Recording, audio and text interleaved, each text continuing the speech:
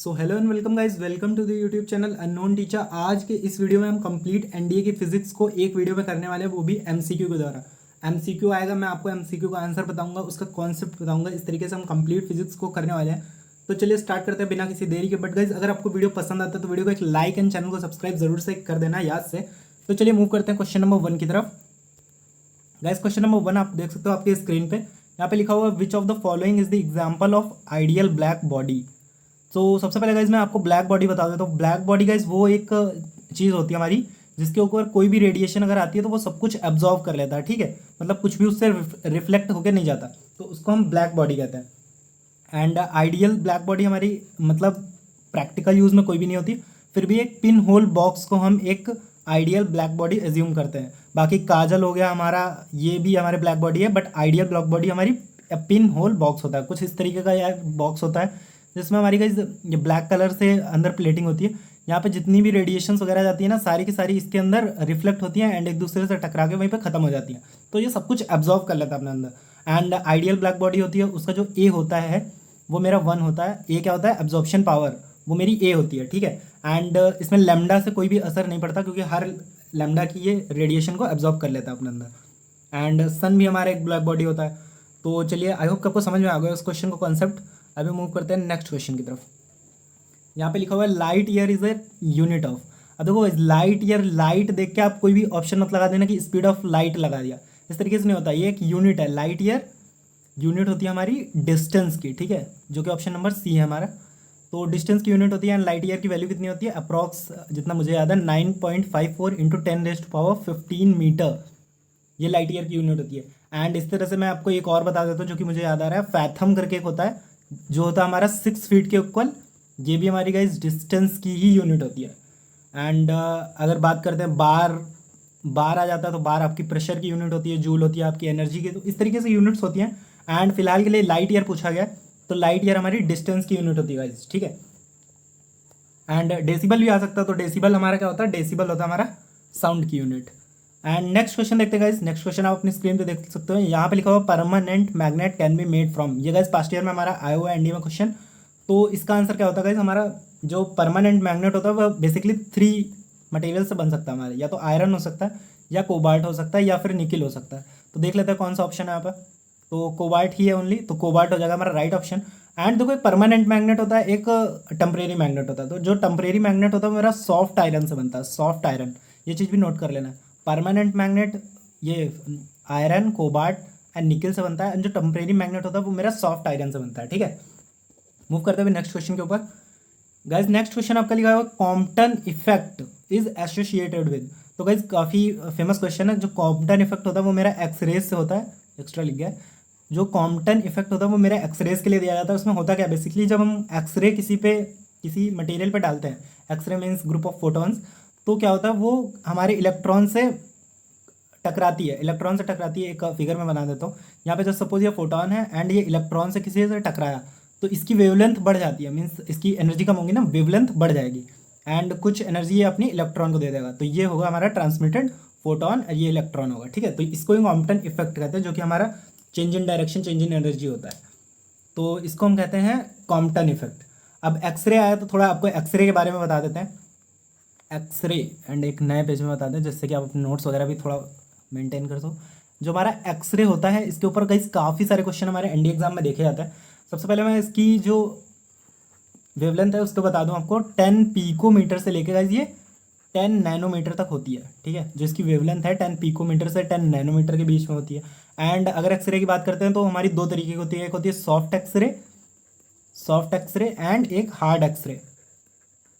एक soft x-ray, एक hard x-ray. And अगर बात करते हैं इन दोनों में से वेवलेंथ किसकी ज़्यादा हो, तो सॉफ्ट एक्सरे की वेवलेंथ हमारी ज़्यादा होती है। एंड गाइज अगर आपको वेवलेंथ सीरीज, जिससे भी हमारे बहुत सारे क्वेश्चन बन सकते हैं, अगर वो नहीं याद है तो उसको भी याद कर लो। अब वेवलेंथ सीरीज को किस तरीके से याद करना, तो इसकी भी एक ट्रिक बता देता हूँ। ट्रिक से याद करोगे तो फटाफट से याद हो जाएगी बिना किसी प्रॉब्लम के। तो ट्रिक क्या है, इस तरीके से याद करना है। रिच मैन, मैं लिख रहा हूँ, उसके बाद आपको ट्रिक समझ में आ जाएगी। Rich man in Victoria, rich man in Victoria uses extra, extra की स्पेलिंग देख लो गाइज, एक्स्ट्रा की स्पेलिंग में एक्स लिख रहा हूँ, आती नहीं मुझे। ठीक है, यूजेज एक्स्ट्रा गोल्ड। क्या लिखा हुआ मैंने? Rich man in Victoria uses extra gold. अब क्या करना है, इसका फर्स्ट लेटर सबका लेना है, ठीक है। जैसे रिच से मैंने आर है तो मैंने क्या हो जाएगा रेडियो वेव, पहला रेडियो वेव। एम से हो जाएगा मेरा माइक्रोवेव, फिर मेरा आई है इन, सो इंफ्रा रेड हो जाएगा ये, इंफ्रा रेड। फिर मेरा वी आ रहा है विक्टोरिया में, तो ये हो जाएगा विजिबल रेज मेरा, या विजिबल लाइट कह सकते हो। उसके बाद यू आ रहा है, यू से हो जाएगा मेरा यूवी रेज। एक्स से आ जाएगा मेरा X ray, and mainly X ray के ही ऊपर क्वेश्चन आता है, मतलब इसका आपको जो वो है सीक्वेंस पूछ सकते हैं। एंड जी से मेरा हो जाएगा गामा एट लास्ट, ठीक है। तो गाइस ये सीक्वेंस बहुत ज़्यादा इंपॉर्टेंट है, इसको तैयार कर लेना। एंड चलिए मूव करते हैं नेक्स्ट क्वेश्चन की तरफ। यहाँ पे लिखा हुआ which instrument is use to measure altitude in aircraft. Altitude मतलब ऊंचाई होता है, ऊंचाई नापने के लिए एयरक्राफ्ट में कौन सा जो यंत्र है वो यूज़ होता है, पूछ रहा हमसे। तो गाइज अल्टीमीटर, अब देखो यहाँ पे एल्टी से आप यहाँ से अंदाजा लगा सकते हो कि यहाँ पे एल्टी है, यहाँ पे भी एल्टी है। एल्टीमीटर का यूज़ होता है बेसिकली, आपको पता होना चाहिए। एंड यहाँ पे जो ऑडियोमीटर लिखा हुआ है उसका यूज़ होता है गाइज हमारा, जैसे किसी की हेयरिंग पावर को मेजर करने में। फिर जो अमीटर लिखा हुआ है उसको करंट मेजर करने में यूज़ होता है। एंड एनीमोमीटर जो होता है बेसिकली हमारा wind speed and pressure, wind की स्पीड और प्रेशर को मेजर करने में यूज़ होता है। तो इसका तो करेक्ट ऑप्शन आपका सी हो गया। एंड इसका मैं कंप्लीट एक टेबल आपको दे दूंगा अपने टेलीग्राम पे। एंड टेलीग्राम जिसको नहीं पता तो नीचे मैं लिंक दे दूंगा, या फिर आप सर्च कर लेना टेलीग्राम पे अननोन टीचर, ठीक है। एंड आपको मिल जाएगा अननोन टीचर करके सर्च कर लेना, टेलीग्राम चैनल मिल जाएगा, वहाँ पे आपको इसकी पीडीएफ मिल जाएगी, उससे पढ़ सकते हो आप कंप्लीट। एंड इसके क्वेश्चन काफ़ी ज़्यादा पास्ट ईयर में देखे जाते हैं, ठीक है। तो इसको जरूर से ही तैयार कर लेना। मूव करते हैं गाइस नेक्स्ट क्वेश्चन में। एंड इसका आंसर आप मुझे कमेंट करना, या तो पढ़ के कमेंट करना या खुद से कमेंट करना। अगर आप पढ़ लेते हो वहाँ से तो इन चारों के मुझे यूज़ कमेंट करना, ठीक है। एंड कौन सा आंसर सही है वो तो मुझे पता चल जाएगा अगर आप चारों का करोगे, अदरवाइज एक तो कमेंट करना जो कि सही ऑप्शन हो इसका, ठीक है। मूव करते हैं नेक्स्ट क्वेश्चन में। फिलहाल के लिए इसमें पूछा गया which instrument is use to measure depth of ocean. समुद्र की जो गहराई होती है उसको मापने के लिए कौन सा यंत्र यूज होता है, वो आपको कमेंट करना है, ठीक है। मूव करते हैं नेक्स्ट क्वेश्चन की तरफ। यहाँ लिखा हुआ है convection is the process of heat transfer from one location to the next way. अब देखो हीट ट्रांसफर दिया हुआ। हीट ट्रांसफर के हम लोगों ने बचपन से 3 मेथड्स पढ़ रखे हैं, वो 3 मेथड्स कौन से हैं। इसमें बेसिकली पूछा गया कि हीट ट्रांसफर एक जगह से दूसरी जगह कन्वेक्शन में किस तरीके से होता है। Either it is movement of fluid, either movement of kinetic energy, और it is movement of electromagnetic waves, ठीक है। तो हीट ट्रांसफर के हमने 3 तरीके पढ़ रखे हैं, कौन सा है conduction, number 2 convection, and number 3 radiation. And जिसको हिंदी में पता करना है वो होता है संवहन चालन विकिरण, आई थिंक यही होता है सेम, ठीक है। बाकी देख लेना अपना। देखो कंडक्शन जो होता है वो मेरा बेसिकली सॉलिड्स में होता है, और कन्वेक्शन जो होता है मेरा लिक्विड एंड गैसेस में होता है। एंड रेडिएशन मेरा कहीं भी हो सकता है, ठीक है। रेडिएशन में इससे कोई मतलब नहीं है। कंडक्शन देखो सॉलिड में किस तरीके से होता है वो बता दो। सॉलिड में होता है जैसे मान लो एक रॉड है आपकी, एक साइड उसका टेम्परेचर है 90 डिग्री एंड एक साइड का टेम्परेचर 70 डिग्री। ये कैसे हुआ, मान लो अपने एक साइड हाथ से पकड़ के रॉड को गर्म कर रहे हो तो एक साइड का टेम्परेचर ज़्यादा होगा, तो इसमें जो मॉलिक्यूल्स होंगे ना इस साइड वाले ज़्यादा हीटेड होंगे, इस साइड वाले, इसको कलर चेंज करते थोड़ा, इस साइड वाले जो मॉलिक्यूल्स होंगे गाइस वो ज़्यादा हीट कर रहे होंगे। एंड ज़्यादा हीट कर रहे होंगे तो वो अपनी एनर्जी को इस साइड ट्रांसफ़र करेंगे, ठीक है। अपनी जो हीट है उसको इस साइड ट्रांसफ़र करेंगे, तो इसमें मूवमेंट नहीं होता। मतलब जो हीट तो मूव करती है, लेकिन जो एटम्स होते हैं उनका मूवमेंट नहीं होता गाइस। और इस तरीके से इसमें हीट ट्रांसफ़र होती है। एंड वही अगर बात करते हैं कन्वेक्शन की, तो कन्वेक्शन में एग्जांपल ले लेते हैं गाइस, एक जैसे अपना भगोने में पानी गर्म करते हैं ना उसका एग्जांपल लेते हैं। तो जैसे मान लो ये हम यहाँ पे आग लगा दी गर्म करने के लिए और पानी गर्म कर रहे हैं, तो पानी गर्म करने में क्या होगा, कन्वेक्शन विकिरण, मतलब संवहन चालन का दे रहा हूँ मैं एग्जांपल। तो जैसे पानी गर्म कर रहे हो तो सबसे पहले क्या होगा, सबसे पहले नीचे वाली परत गर्म होगी इसमें, ठीक है। एंड अगर सेम चीज़ होगा जब ये गर्म हो जाएगी, तो लिक्विड और गैसेस में प्रॉपर्टी होती है जब गर्म होता है तो उसका जो डेंसिटी होती है वो कम हो जाती है। अब डेंसिटी कम होने की वजह से ये ऊपर जाएंगे। अब जब ये ऊपर जाएंगे जिनकी जो गर्म हो गया हमारे, तो इनकी जगह कोई ठंडा वाला पार्टिकल लेगा एंड वो नीचे आ जाएगा। एंड इस तरीके से ये गर्म होगा, तो इस तरह मूवमेंट ऑफ फ्लूइड हो रहा है टोटली इसमें। एंड इसका मैं एक और एग्जांपल दूँ तो आप जब देखोगे पानी गर्म करते हो ना, तो जब ज़्यादा तेज़ी से गर्म करते हो तो उसमें देखते हो ऊपर उबाल मारता है थोड़ी थोड़ी सी, ठीक है। वो क्यों होता है, क्योंकि नीचे से तेज़ी से आ रहे होते हैं एटम्स एंड ऊपर से नीचे जा रहे होते हैं। एंड जितना ज़्यादा तेज़ गर्म करोगे उतनी जल्दी नीचे वाले गर्म हो जाएंगे, उतनी तेज़ी से ऊपर जाएंगे। वहीं अगर धीरे पानी में गर्म करते हो, मतलब जस्ट लाइक कि 70 डिग्री पे आप गर्म कर रहे हो, तो मतलब इतनी तेज़ नहीं होता, उबाल नहीं मारता पानी, लेकिन अगर वही मान लो आप 200 डिग्री पर गर्म कर रहे हो तो बहुत तेज़ी से उबाल मारेगा। तो इसको कहते हैं कि ये हमारा कन्वेक्शन से होता है, ठीक है, क्योंकि मूवमेंट ऑफ फ्लूइड हो रहा है इस वजह से। तो द मूवमेंट ऑफ फ्लूइड्स ये इसमें हो जाएगा कन्वेक्शन का, राइट। एंड रेडिएशन क्या होता है? रेडिएशन में हमें मूवमेंट मीन्स मीडियम की जरूरत नहीं होती, कोई माध्यम की जरूरत नहीं होती। मान लो ये 90 डिग्री पे है एंड ये 70 डिग्री पे, यहाँ से हीट का रेडिएशन हो रहा है, ठीक है, जैसे सन है वो हीट रेडिएट कर रहा है वहाँ से, क्योंकि बहुत ज़्यादा गर्म हो जाएगा ना तो हीट रेडिएशन होती है, तो उसको हम रेडिएशन कहते हैं बेसिक टर्म्स में। मूव करते हुए गाइस नेक्स्ट क्वेश्चन की तरफ। यहाँ पे लिखा हुआ है the frequency which is not audible to the human ear. तो गाइज फ्रिक्वेंसी की बात कर रहा है। ह्यूमन ईयर की फ्रिक्वेंसी आपको पता है 20 हर्ट्ज से 20,000 हर्ट्ज तक होती है, ठीक है। Audible frequency 20 hertz to 20,000 hertz होती है। तो ये है रेंज में, ये है रेंज में, ये है रेंज में, ये नहीं है रेंज में। तो गाइज ये वाला ऑप्शन आपका करेक्ट हो जाएगा, क्योंकि पूछा विच इज़ नॉट ऑडिबल। तो 50,000 तो रेंज में है नहीं इसकी, तो 50,000 आपका फाइनल आंसर हो जाएगा, ठीक है, इस क्वेश्चन का। एंड साउंड के बारे में बात की गई है, साउंड वेव्स के बारे में आगे अभी बात करेंगे। गाइज यहाँ पे लिखा हुआ है जेनर डायोड हैज़। देखो जेनर डायोड क्या होता है, सबसे पहले बात कर लेते हैं। तो जेनर डायोड एक स्पेशल टाइप का डायोड है, जिसमें क्या होता है कि जब हमारा रिवर्स ब्रेकडाउन वोल्टेज आता है ना, तो उसमें भी रिवर्स करंट इसमें फ्लो हो सकती है। एंड जनरल जो डायोड्स होते हैं उनमें हमारी रिवर्स करंट फ्लो नहीं होती और वो ब्रेक हो जाते हैं, डायोड मतलब बेकार हो जाता है। बट इसमें रिवर्स करंट भी फ्लो हो सकती है, ये इसकी मेन जो है प्रॉपर्टी है, ठीक है। और इसमें एक पीएन जंक्शन होता है, इसमें 2-3 की तो कोई बात ही नहीं है। 1 PN junction is allowed in general diode. एक पीएन जंक्शन ही होता है जनरल डायोड बेसिकली, तो इस तरह के क्वेश्चन को कोई मीन्स नहीं हुआ। 1 PN junction is allowed in general diode, okay. So move करते हैं एंड जनरल डायोड के बारे में कुछ और भी पॉइंट आपको बता देते हैं। देखो general diode is used as, इसका आंसर आप मुझे कमेंट करना, मैं इसके पॉइंट बता देता हूँ। सबसे पहले एक पीएन जंक्शन होता है, ये मैंने आपको बता दिया। फिर ये सिलिकॉन सेमीकंडक्टर होता है, मतलब सिलिकॉन सेमीकंडक्टर का बना होता है, सेमीकंडक्टर, ठीक है, सिलिकॉन सेमीकंडक्टर का बना होता है। रिवर्स ब्रेकडाउन वोल्टेज पे भी इसमें रिवर्स ब्रेकडाउन वोल्टेज पे भी इसमें रिवर्स करंट फ्लो होती है, रिवर्स करंट फ्लो होती है। एंड इसके यूजेस की अगर बात करते हैं, अगर इसके यूज़ की बात करते हैं तो सबसे पहले वोल्टेज रेगुलेटर की तरह यूज़ होता है, वोल्टेज रेगुलेटर।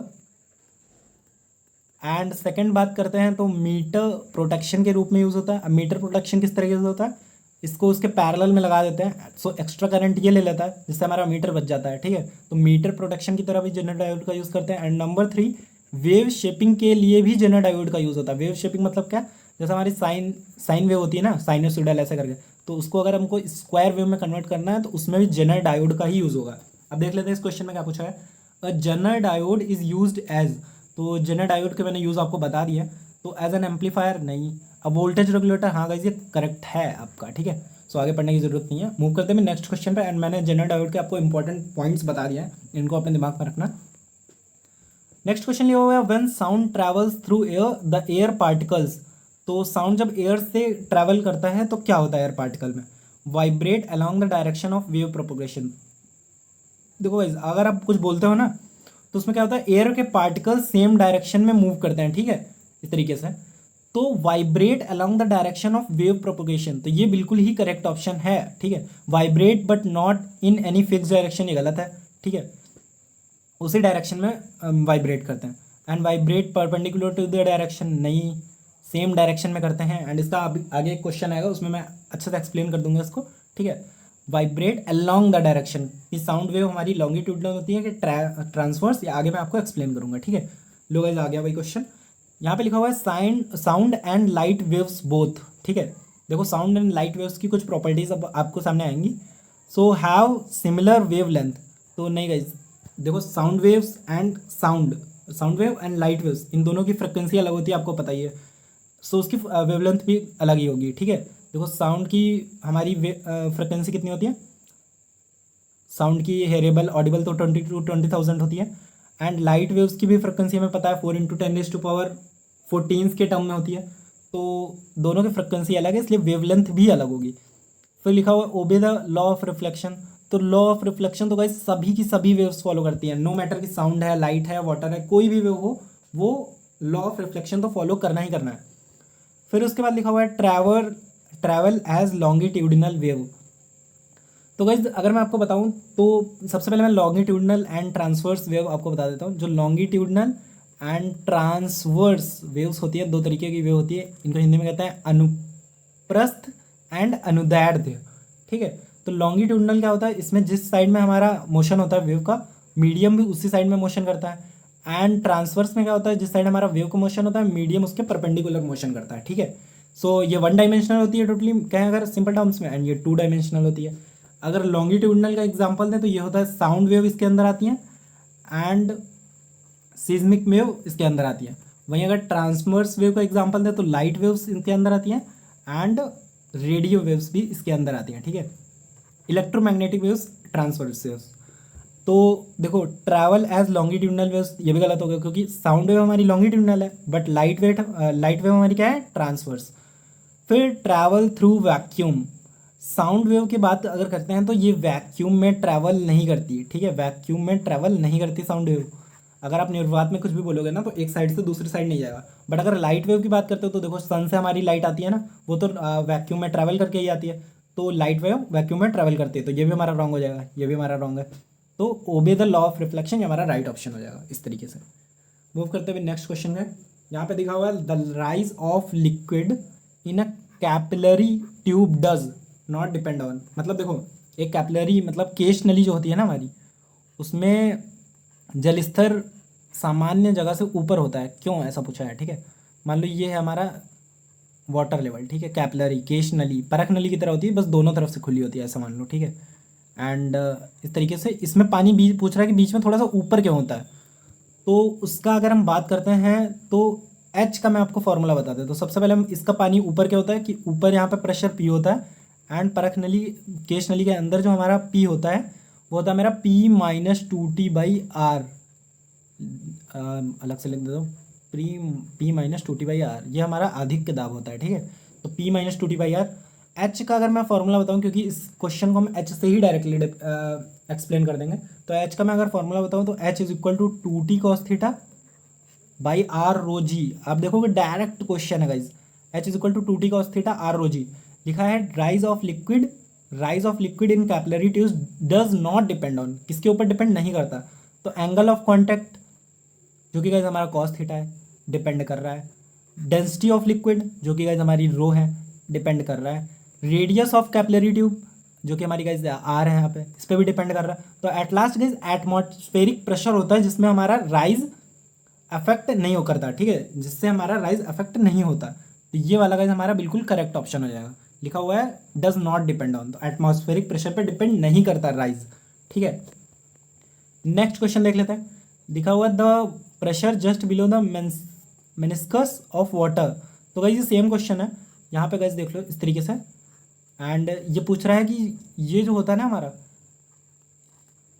यहाँ पे मेनिस्कस इसको कहते हैं गाइज, एंड यहाँ पे जो प्रेशर होता है वो क्या होता है, ज़्यादा ऊपर इस यहाँ से ज़्यादा होता है या फिर यहाँ से कम होता है या बराबर होता है, ठीक है। Is greater than just about it, is less than just about it, is same as just about. तो मैंने कहा अभी आपको जस्ट पहले बताया था कि यहाँ पे प्रेशर पी होता है एंड यहाँ पे प्रेशर पी माइनस 2T/R होता है। एंड इस फॉर्मूले से आप देख सकते हो कि सिंपली से पी माइनस 2T/R मीन्स ये थोड़ा सा कम है, तो is less than above it. Guys आज के वीडियो में इतना ही। अगर आज का वीडियो आपको पसंद है तो वीडियो लाइक कर देना। इसका अगर आप सेकंड पार्ट चाहते हो तो नीचे कमेंट में ज़रूर बताना। एंड मिलता है ऐसे नेक्स्ट वीडियो में, तब तक के लिए बाय बाय, जय हिंद, थैंक यू।